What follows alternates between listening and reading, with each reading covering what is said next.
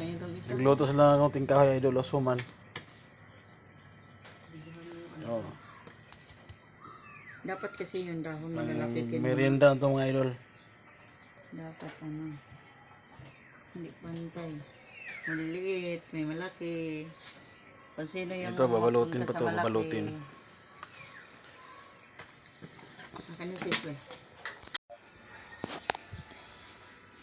Luto na yung suman mga idol. Tikman na natin to. Tikman natin yung suman. Luto na.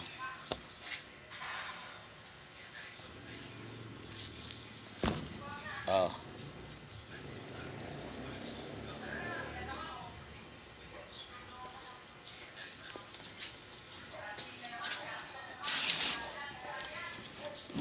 Merienda mga idol. Suman na kamuting kahoy.